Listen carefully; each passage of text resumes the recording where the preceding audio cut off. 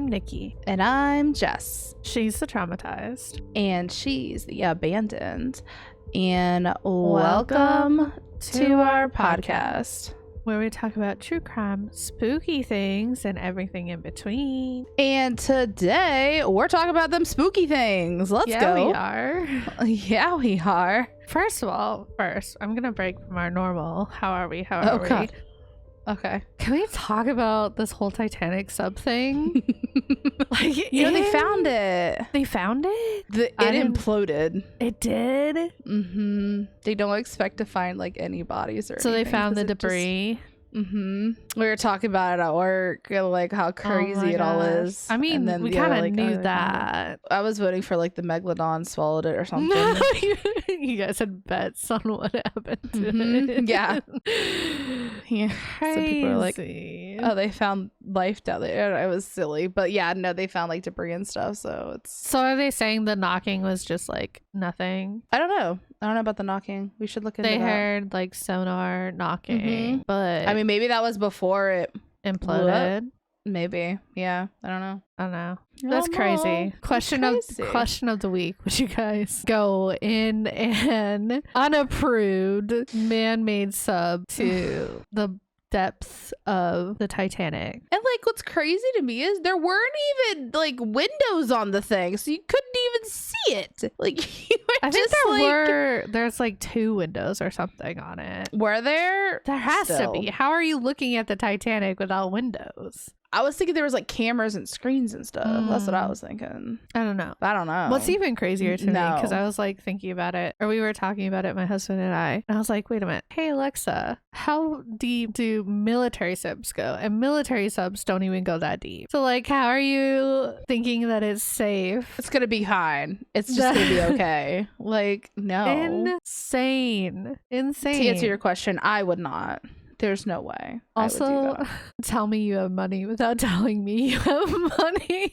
Apparently they had to sign 3 different things to state you could die, and they're bet, and they did it anyway. Yeah, that's so dumb. Anyway, that's terrifying. I don't even want to really think about it. As I definitely have a fear of claustrophobia, and you think about being in a sub, and then it's it's not even crushing a around sub. you. It's a little pod. They had to sit down in it. You can't even stand up in it. Wild. And it was controlled by an off-brand game controller.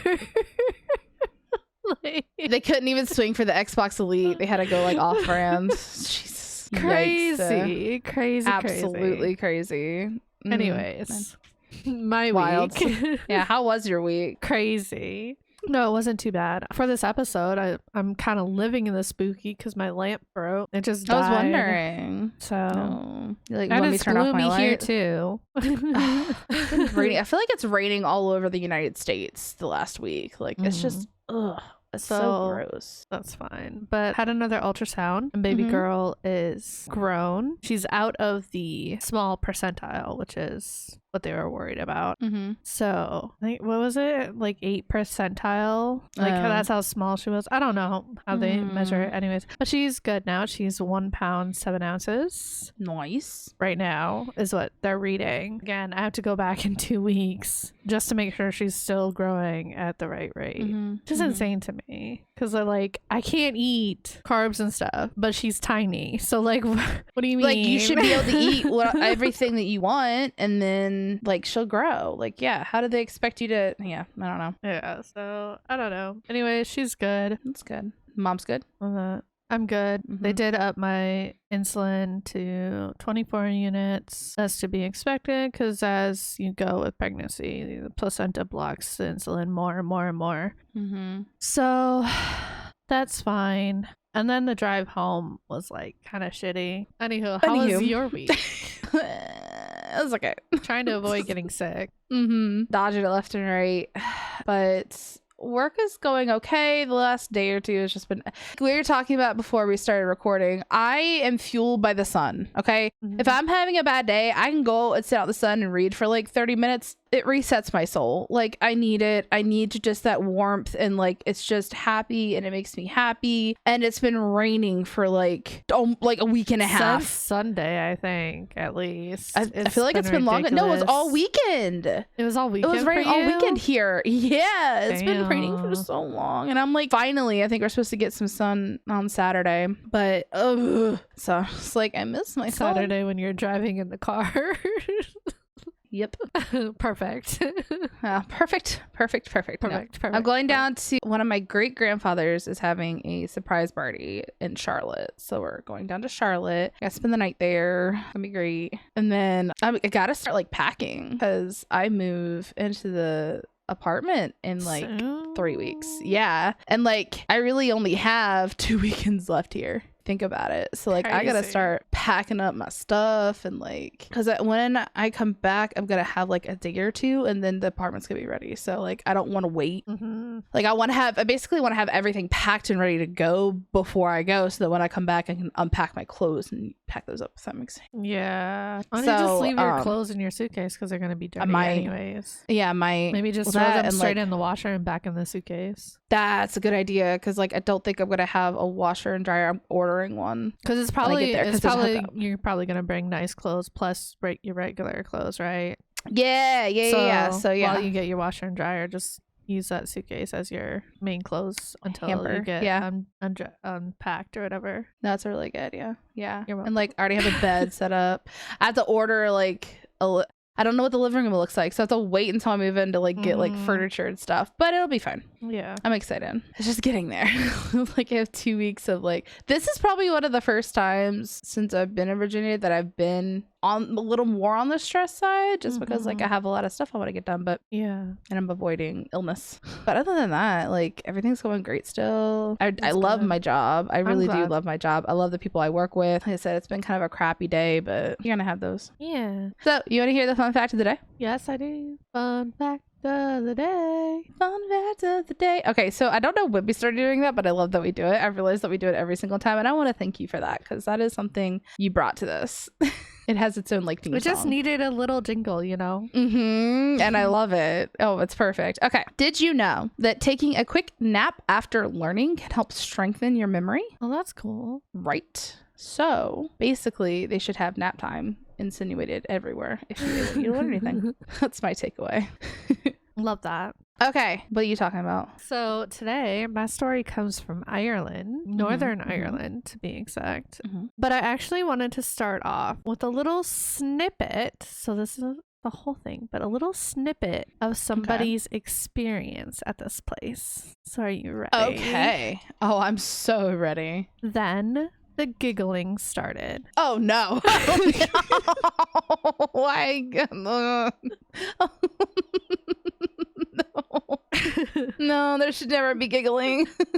A dozen invisible childlike voices rang out all around us, laughing. We turned and ran. Tiny footsteps sounded behind us. The children are running too. I made the mistake of looking back only once when it sounded like the footsteps were no more than a foot behind me. There was a small white arm stretching towards me out of the darkness. No face, no body, just an arm. And so today I'm going to talk about...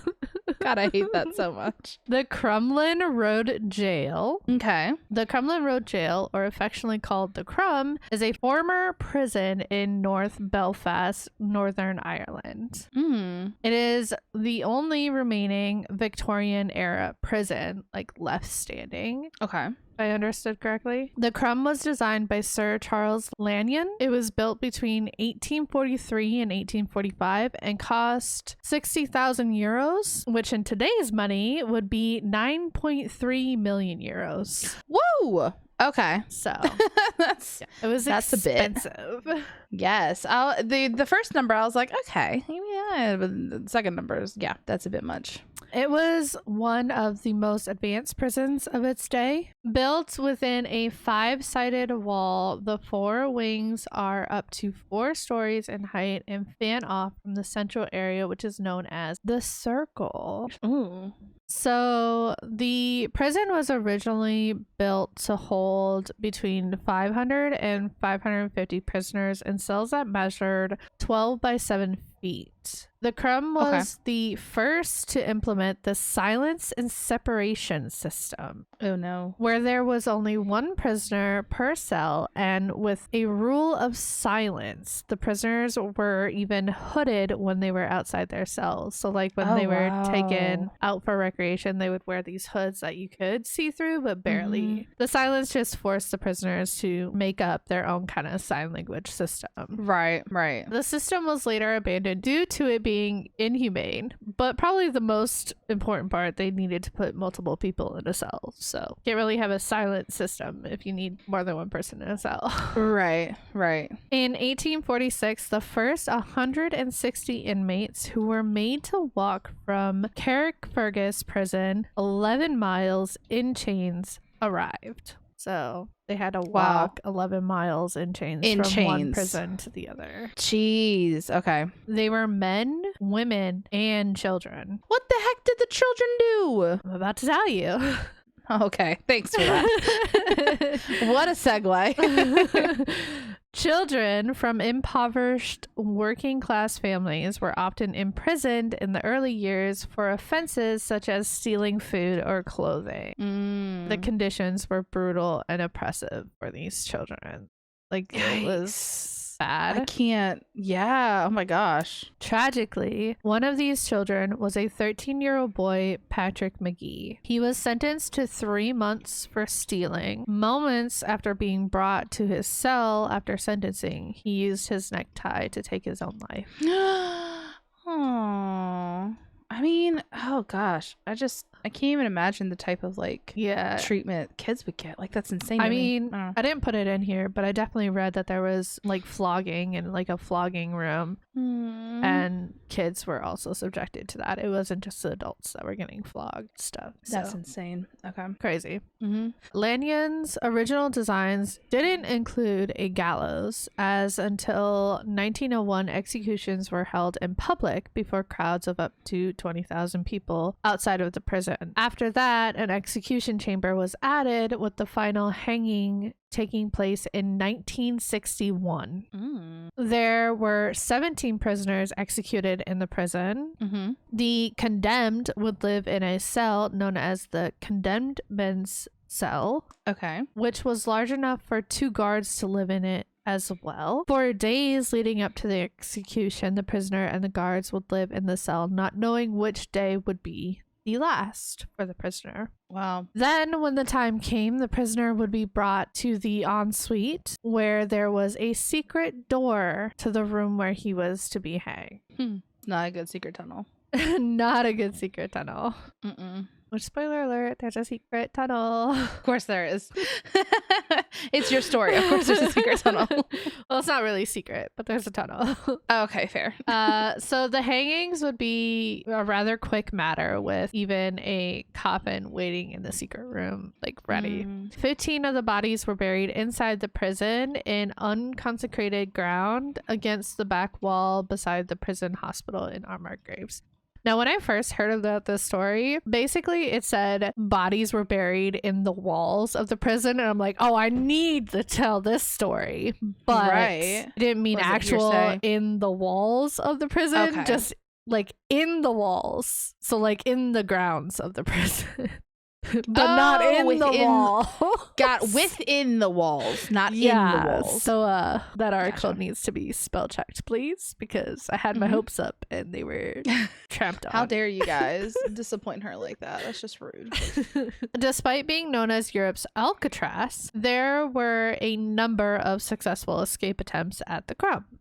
The first recorded escape was in 1866, and then in May 1941, 5 Irish Republican prisoners made their escape over the wall to freedom. So lots of escapes. And then during the Troubles of the 1970s, Martin Meehan, an Irish Republican, and several other members of the Irish Republican Army made successful escapes from Crumlin Road. The Troubles, from my understanding, is a political war. I tried to get a definition of it, but didn't really get a definition. From my understanding, it was just like a political thing going on in Ireland. During 1991, when the Crum was being used as the main remand center for those facing political charges, Republican prisoners detonated a bomb in the canteen of C Wing, killing 2 loyalists and causing numerous injuries to their fellow UVF and UDA comrades. How does one get a bomb in a prison? I have no idea. But in retaliation, at a later date, loyalists from a firing point in Shankill Estate fired a rocket-propelled grenade at one of the 3 canteens in prison A. In prison? Wing. No, I think this one came from somewhere else. Oh. They were somewhere. Like, they were at Shankill Estate, which I don't know what that is. I didn't look it up. Interesting. They fired rocket-propelled grenade at one of the 3 canteens in the prison's A wing while Republican prisoners were using it, although it failed to detonate, I guess. What? So, apparently the Troubles were trying to blow each other up. Yikes. Finally, the Crum closed its doors as a prison in 1996. So this prison ran for over 150 years. Wow. Crazy. And then it was empty for many years, but a restoration project was announced in August 2010, and in November of 2012, the prison opened as a tourist attraction and conference center and now hosts concerts. And honestly, this would be one of the places that I would want us to visit if we were ever host concerts. Yeah, host concerts. Luke Bryan was just there, or he's gonna be there. What? Yeah. What? Where? Why? Okay, I'm down. Right? Let's go. So now the ghostly tales.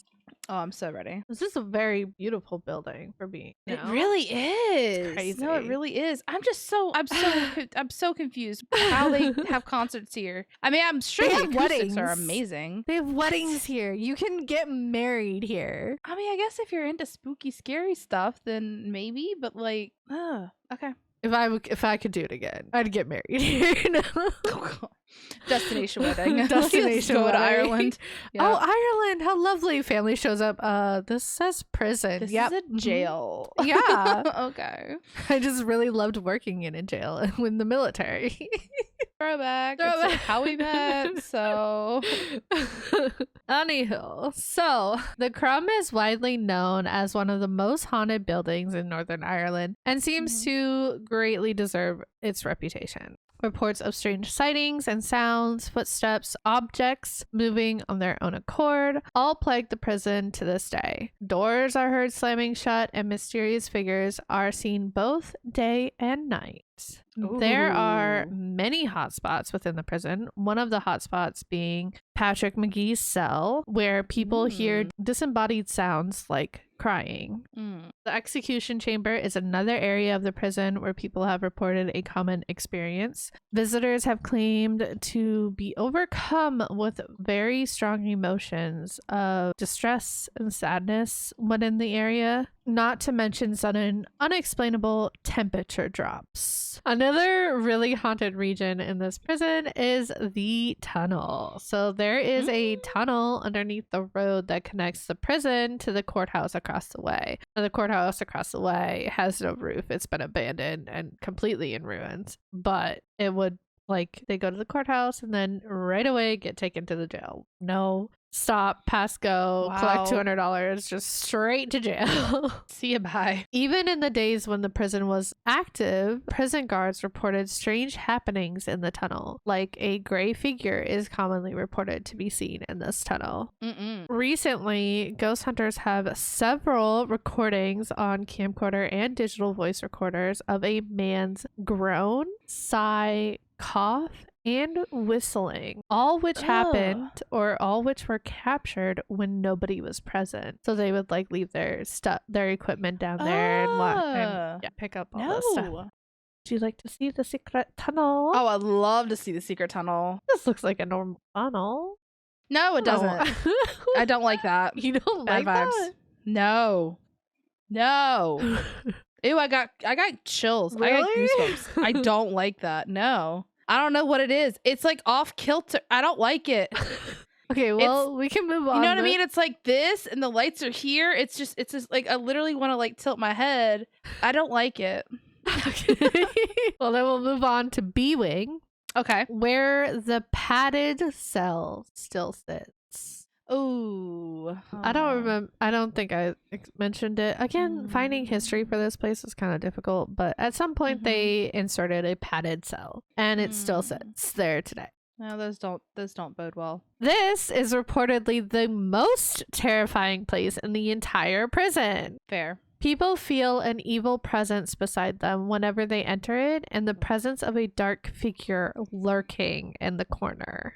Ooh. People have reported being touched or pushed while in the cell. B-Wing is said to also be the home of a ghostly prison warden who can still be heard with his loud footsteps and his like clinking keys walking down the wing. And people report seeing a large dark figure that drifts from cell to cell. D-Wing. So D-Wing is said to be home of a ghost of a man who stands in the doorways and simply watches at what the visitors are doing. Interesting. Doors in this wing are known to slam shut on their own. Objects have also been known to get thrown across rooms or just simply vanish into thin air. What? So now we get to the fun part. People's personal stories. Ooh, I do like a good story. Okay. So, on October 31st, 2016, Carly Foster had visited the tourist attraction and was scrolling through her pictures after the tour when she found something odd. She had taken 2 pictures of a hallway, one after the other, with only enough time between them to shift the camera in her hand. So basically, she took one landscape and then portrait. Okay. Yeah. But something appeared in the second photo that wasn't in the first. A white shape in the doorway. No. And then picture 2. Oh, come on. Can I go in between the 2? That'd be really cool. Yes, I got you. Oh my gosh. Oh, wow. Oh my gosh, that's crazy. Foster said that the hallway where the picture had been taken had felt weird and unsettled and it was freezing cold. Around the same time, the tour guide had talked about the spirits of a boy and a girl who they claimed were in the jail. And Foster had taken the pictures after the guide called out the boy's name. Although some say that it looks like the girl that's in the picture. Oh, super creepy. In addition, Foster and her boyfriend had heard a heavy steel door close on its own, a strange ringing noise, and the name of the girl ghost mentioned by the tour guide, Isabel, spoken into one of the group's EVP, or electronic voice phenomena recorders. Okay. Foster was quoted as saying, "I would be quite a skeptical person. That's why I was so taken back. That's why it freaked me out. I'm a bit of a believer now." Okay. So the next 3 stories are from a book that I found. Ooh. Okay. It was called Northern Ireland's Most Haunted Places by Lily Rooney, where she collected stories from like places all over, and she had a chapter on the prison. And so these 3 stories are from that book if you guys want to go check it out. Check it out. But yeah. The first story I titled Children in the Tunnel. I'd heard about this tunnel that runs under Crumlin Road and connects to the courthouse. I was dying to check it out, so I convinced my friends to go. The tunnel wasn't just black, it was deep black. Picture the night sky without the stars or moon or any sign of life. No outside sound made it down here. Even insects were strangely absent. When our tour guide led us into this hole, I immediately got the feeling that we were being watched. We found our opportunity to sneak off when the group moved around a corner ahead of us. Then when we went around the corner where we last seen our tour go, because they did a little exploring on their own, when they went back around the corner where they had last seen their tour group go, they weren't there. There was nothing there but darkness. Ooh. We started walking faster, listening for any sound of their presence up ahead. A strange feeling began to creep up on us, like we were being followed. Suddenly, we all stopped walking. There was a noise behind us. We turned around and shined our flashlights, but there was nothing there. Hello? I called, and something answered back. Stop it. Come play with us. No.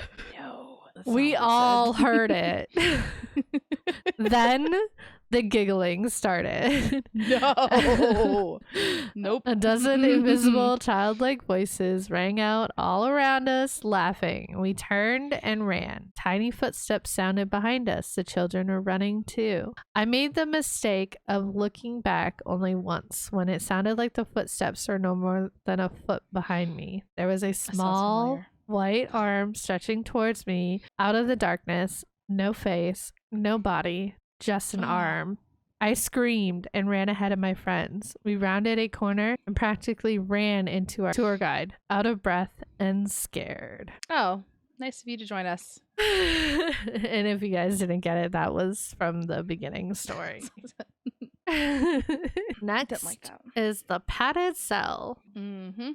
My boyfriend and I decided to tour the Crumb one day. We took the tour that takes you through B-Wing. They have a padded cell there that is supposed to be incredibly haunted. My boyfriend and I didn't think it was all that scary though, and we took turns taking each other's pictures and pretending like we were locked inside it. I was standing facing one of the walls with my arms stretched out like I was getting frisked. I just thought it would be a funny picture. Suddenly, the air around me changed. It turned thick. I felt like I was breathing underwater. Goose pimples broke out up and down my arms, and I could swear I felt someone breathing on my neck. An icy hand suddenly touched my shoulder. It felt like someone was trying to grab a hold of me. Suddenly, the air in my lungs gave out. I felt like I was drowning. I was literally choking on an invisible water standing in the middle of this padded cell. My boyfriend turned pale and asked if I was okay. He started towards me, but before he could get to me, I felt two hands push hard against my back, thrusting me forward and towards the cell's exit. I smelled something sour and felt a warm breath on my ear as a man's voice whispered, "Get out." I did as the voice requested and ran out of the padded cell all the way down to our car. Oh, jeez. Nope. Come on, I think it'd be fun if we toured this place. I'm not going in a padded cell. That's a no for me. I don't know if I'd go in. We'll see. I'll go take a picture of it from the outside. All right, one more story. All right, I'm ready. I didn't always believe in ghosts, so I certainly wasn't scared of them. That was before I went to Crumlin Rural Jail. I let my parents talk me into touring the place with them and my older brother. This was back in 2012 when it had just reopened, and it was a big deal. I was 12. Wow.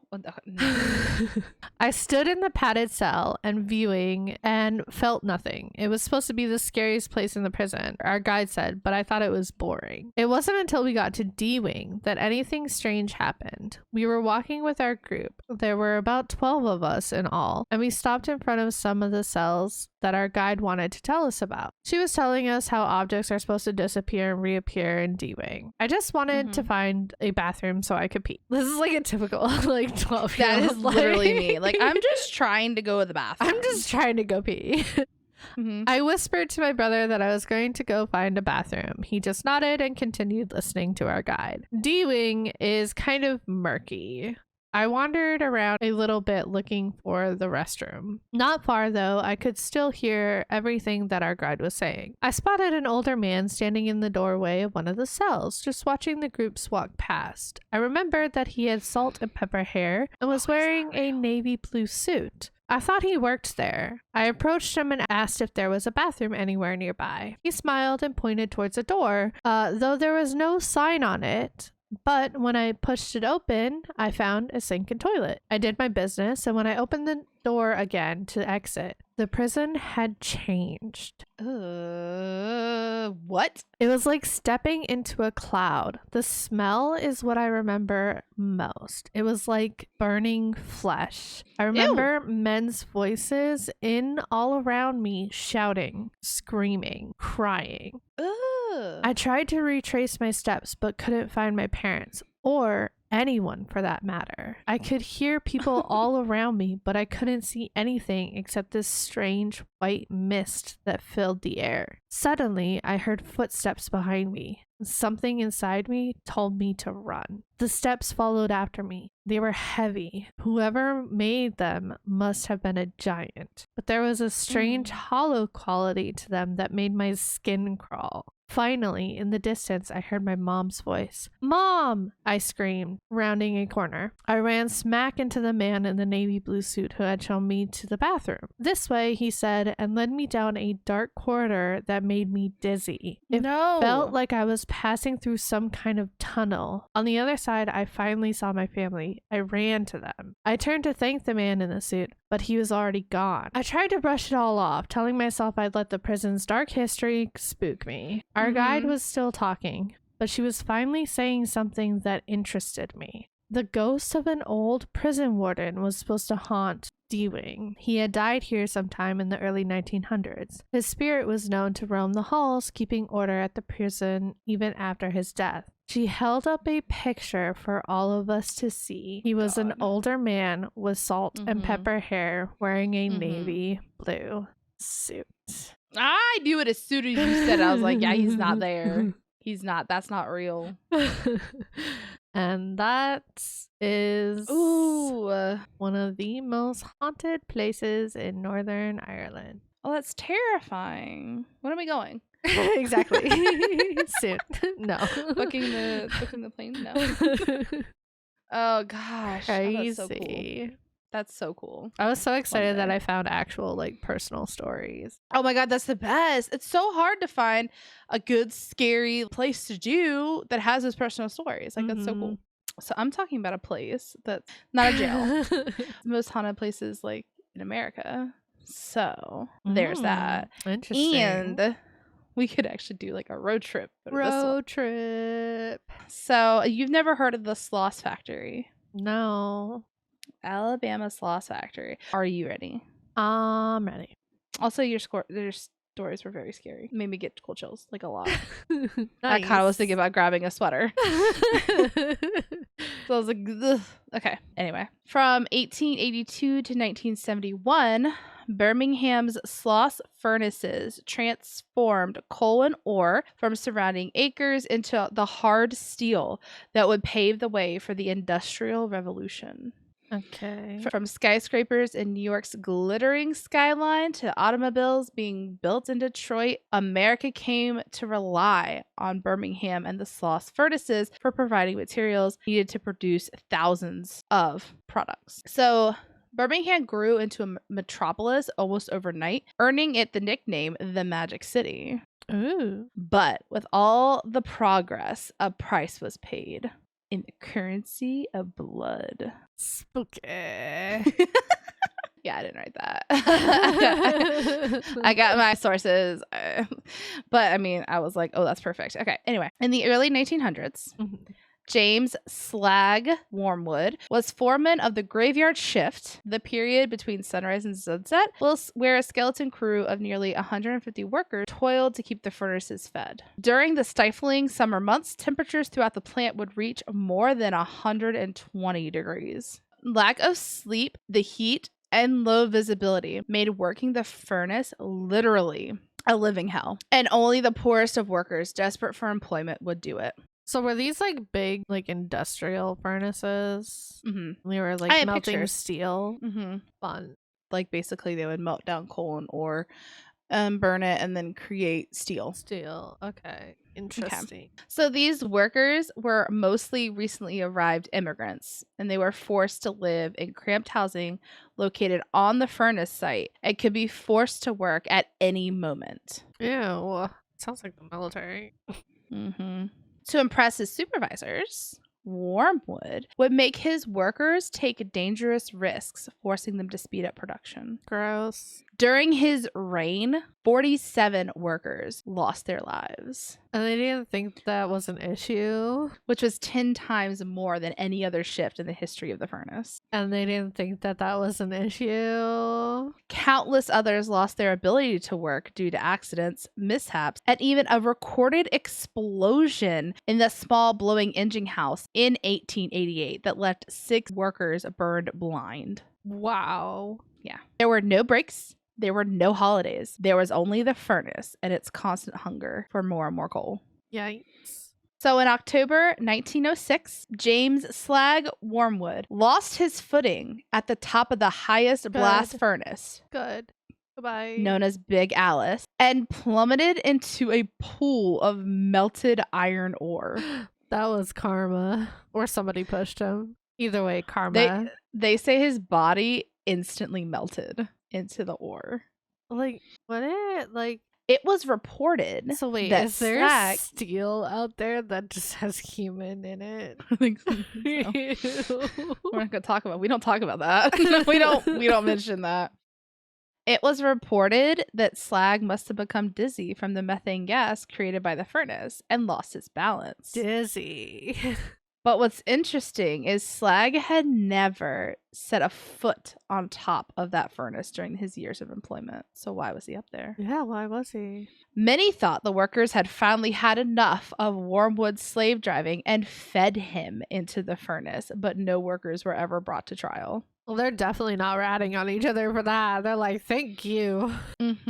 Sloss Industries soon discontinued the graveyard shift, citing numerous reports of accident and strange incidents that decreased steel production. Sure.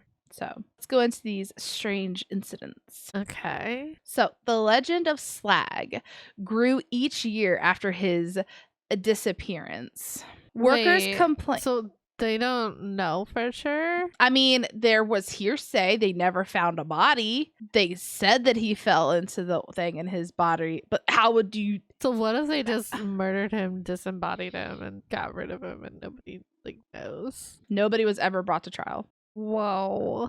That's crazy. That's so weird. So workers complained of an unnatural presence that they increasingly encountered throughout the worksite. A night watchman in 1926 sustained injuries after being pushed from behind and told angrily by a deep voice to get back to work. No, thank you. The man, upon searching the grounds, could find no signs of any living person. He was alone, and he was just pushed. Well, this is an unfortunate circumstance where they got rid of the guy only to have him come back have in him the afterlife. Right. He wasn't done. He wasn't done with them. Clearly. In 1947, 3 supervisors turned up missing. What? They were found hours later, unconscious and locked in the small boiler room of the southeastern part of the plant. None of the 3 could explain exactly what happened to them. What?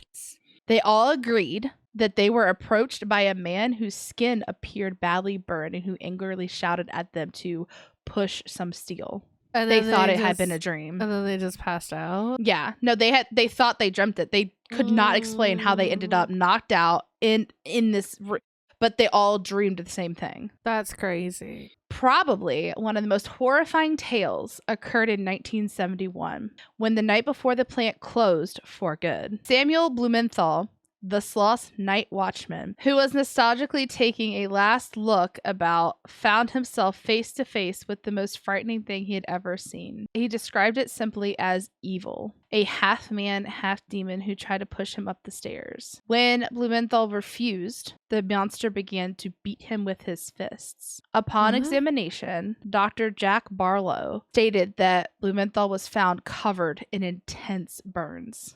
And he died from those injuries before ever returning to Sloss. What? He was just beat up by a ghost? A demon. And he had his beats were they were burned. They were burning like him. He had. Yeah, that's crazy. Isn't that insane? And they couldn't explain. There was nothing in the furnace that would explain those type of injuries. Yeah. So there have been more than 100 reports of suspected paranormal activity at the Sloss furnaces recorded in the Birmingham police records. Crazy. From minor incidents such as steam whistles apparently blowing by themselves to major sightings and rare physical assault. It is interesting to note that the majority of these reports happen in the months of September and October at night during the old graveyard shift. Creepy. Some merely dismiss the occurrences as Halloween hoax, but others believe it's the restless spirit of the sadistic foreman Slag. And, maybe the 47 other people that died under his watch. Yeah. Okay. So, the investigations.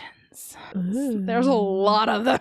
Okay, so in 1988, a study was conducted by the Center for Paranormal Events, CPE, in St. Petersburg, Florida, on the Sloss furnaces. While no events out of the ordinary occurred during the study, which occurred in May, many of the team members, including 2 psychics, claimed that due to the violent disregard for and the loss of life, Sloss furnaces should be considered, this is a quote, a location rife with restless souls.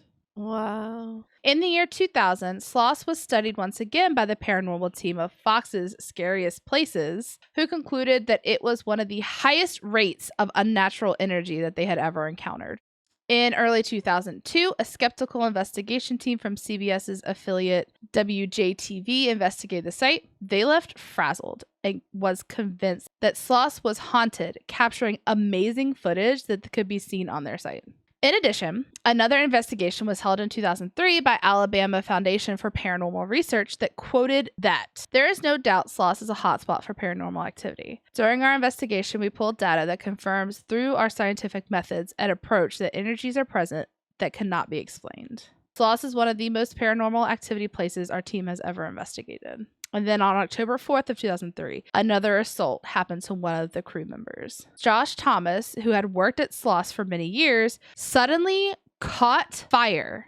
What? After seeing a strange shape. No. He suffered burns up and down his body and was taken to a hospital. He still cannot recall what happened. Just spontaneously combusted. Strangely enough, this was almost on the exact 32nd anniversary of Samuel Blumenthal burn attack, the night watchman from 1971. That's crazy. So, like, the furnace wasn't active. How do you just catch fire? But, like, how do you, like, I was going to say maybe he bumped into, like, a candle. Why would they have candles when they can have flashlights? I don't know, but how else do you explain it? Like, maybe there was a torch lit or something. Maybe there's a cigarette that, like, landed in his pocket. You know what I mean? But, like, it is crazy that it was fire from a cigarette. It, like, burns, like, a little hole and then maybe, like, it doesn't burst into flames. I'm just trying to explain it. I mean, the man literally caught fire and had burns all over his body. Like, that's so wild. So crazy. Okay, so in 2005, 2 psychic investigators from the TV show Airline investigated Sloss furnaces. In the middle of taping, one of them began to spontaneously bleed from a cut that appeared in his right hand, and they stopped the investigation immediately and left. But not before the crewmen caught images of the spirits on their cameras. Creepy. In 2009, the Unexplained Mystery Investigation team investigated Sloss and were shocked to capture spiritual shadows on film. And in 2012, the team from Ghost Adventures visited and were also physically assaulted. And they did catch that on film. Go check out the episode. Finally, in 2014, TAPS, aka Ghost Hunters, visited Sloth Furnace and filmed, quote, absolutely phenomenal, unquote, footage proving that there is definitely spiritual activity at Sloth, and have since returned to capture even more evidence. They went back for round 2. Crazy. That was that. And they are like actual scientific. Like they go in to just prove things. Well, right. So like, I mean, yeah. Well, Unexplained Mysteries is pretty good. Yeah, I'm talking about Ghost Adventures specifically. But think about it. This started with paranormal like Scariest Places, like CBS affiliate, like Center for Paranormal, that like actual like scientifical people are trying to like do this too. So right, yeah. And Ghost Adventures got to show up with Zach Baggins. Yeah. Anyways, this Sloss Furnace team continues to archive these sightings both from the press as well as individuals, and there's a website you can go to visit, frightfurnace.com. Crazy. Wild. Kind of mad though, because like you can't find the old Ghost Hunters. You can't? Not the they had original. On Discovery. They don't? On Discovery, they only have seasons 14 to like 16, like the newer seasons when they came back. I watched some old ones. They were on there and now they're not. They're just gone. So, I know, I was pissed because I was on like season 4 of watching, like I was watching the whole series because I grew up on Ghost Hunters before I ever knew what Ghost Adventures was and the TAPS team. And I was on like season 4, and then I went back one day to like watch the next episode I was on, and it was gone completely. Oh, that's so annoying. Yeah. Yeah, so that was the story of the Sloss furnace in Birmingham, Alabama. And what's interesting is like it's been closed for 30 years, but people still like go and like investigate it because it's that busy, like intense. Yeah. Crazy. Although you won't catch me there because I'm not catching fire. No. Yeah, that's terrifying. Yeah, no. Yeah, and like people are like bleeding randomly, and I'm like, that's not a look for me. That's like some like evil shit. I mean, he was an evil person, so whether they murdered him or not, like oh no. So yeah, that is it. What? That's it for this episode. Beep boop. that beep boop. That's all for this episode, guys. If you enjoyed the podcast, please don't forget to follow us. Leave a comment if you're watching on YouTube. Hello. Make sure you like and subscribe. We love new subscribers. You can also find us on Twitter, Instagram, and TikTok with our username at TTATA Podcast. And today's TikTok was a doozy, let me tell you. I love watching him now because I'm on my For You page and they pop up. I'm like, eek! I get so excited. Okay. And in the bio of all of our social media is our link tree, which has a bunch of links, but in there is our email. If you have any questions, comments, concerns, topic ideas, hit us up. Let us know. Let us know, guys, what we should talk about. I'm running out of ideas, so I'm gonna have to. Speaking of, no. Thanks for listening. Next week we are covering conspiracy theories, and with that, we're gonna leave you with this inspirational quote: "Our feet are planted in the real world, but we dance with angels and ghosts." Oh, I like that a lot. That's a good one. John Cameron Mitchell. Ooh, interesting. I always say I have my guardian angels keeping up with me, and I've been a little easier on her these past couple of years. But when I was younger, I swear it was my great grandmother. She was like, "What are you doing to me?" She was working overtime. There's a lot of stupid mistakes I made when I was younger, and man, I would not have made it without her. Anyway, I love that quote. That's awesome. So that's it, guys. That's it. Have a great week. Bye. Oh, sorry. No, I don't. Just, I don't know. All right. How do we end? Bye. Like that. I usually go. Okay. Bye. Bye.